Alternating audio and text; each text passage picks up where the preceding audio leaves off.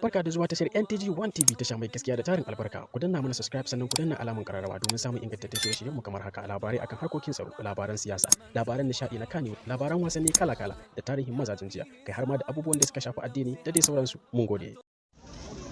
Kana jin ko? Ka san tambayar da zan ma? Ina jin ka.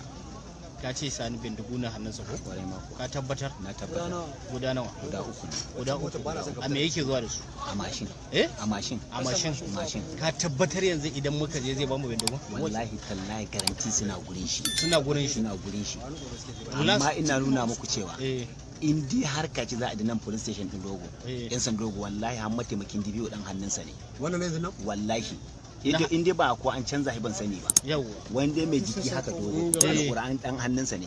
Zai sake shi. Kan shi wannan da kuka gani mai gidas din nan ko kwanakin ba da mata ta haihu gurin sanin ya zo ya sami abun hakika.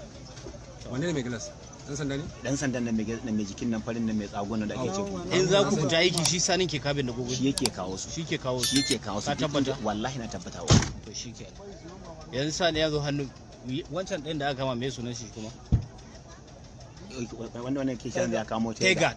Ka san shi? A shi Tega na sani amma ta sakamakon wannan sani amma ba mu taɓa aiki da shi. Ba ku taɓa yin aiki da shi ba. Wallahi ba ba. mu taɓa yin aiki da shi. Macan fa. To ita ban ma santa ba wallahi. Baka santa ba? Sadiya na je wannan ya ce ko?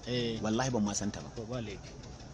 Yanzu dai akwai bindigo hannun sani. Akwai bindigo hannun sani. Ni abin da ke so oga ku mun adalci. Abin da ban san da shi ba wallahi tallahi ban san da shi ba.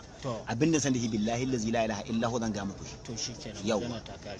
Yanzu kana wani bindiga a hannunka? A ni da babu ko ɗaya a hannuna. Kai sai za a tafi aiki in ka yi operation zai baku sani ne? Shi sani shi yake zo man da shi a mashin nashi. Zai baka in ka gama operation zai yau zai karba ya tafi da shi. Zai tafi da shi. To ina ya samu shi? Ai shine ogan wallahi ban san inda samu shi. Da ka samu? Wallahi ban san inda samu shi ba. To yanzu operation kuna fito kana je operation. Wancan operation ne kudi kowai kana karuba ne ko zaka kama mutu ya je kira kidnapping din mutum kuke komi? Mu hanya muke tarewa. Muka tare hanya mu karɓe kuɗi da wayoyi canji. Da wayoyi? Okay, da kuɗi. To in ka karba hada sanin ake yi koko kawai bindigun yake ba ku shi? Shi sani so biyu kawai muka taɓa yi da shi. Shi sai dai kawai ya tura mu inda zamu je. Daga ko mun gama nan zamu haɗu nan ma a warware. Shi za ku kawo kuɗi? In ku kawo mai bindigogin shi. Kai kana ɗauka kai ma? Ina ɗauka waga. Shi ya koya ma bindiga koko kai? Shi ya koya mu. Shi ya koya ma bindiga? Da sanda muke. Da da sanda kuke? Da da sanda kuke? Da sanda muke. Sai ya kawo bindigogi? Shi yake koya ma? Shi ya koya. Ya koya muku bindiga? Wallahi tallahi shi ne. To shi ke ba magana. Yanzu akwai wani mutum a hannunka? A ce baka san bello malmanya ba kai. Ka san wai bello malmanya. Kar ku manta da ku danna mana subscribe sannan ku danna alamar kararrawa, ku yi mana like, sannan za ku iya yin comments da albarkacin bakin ku ko kuma tambaya. Mun gode.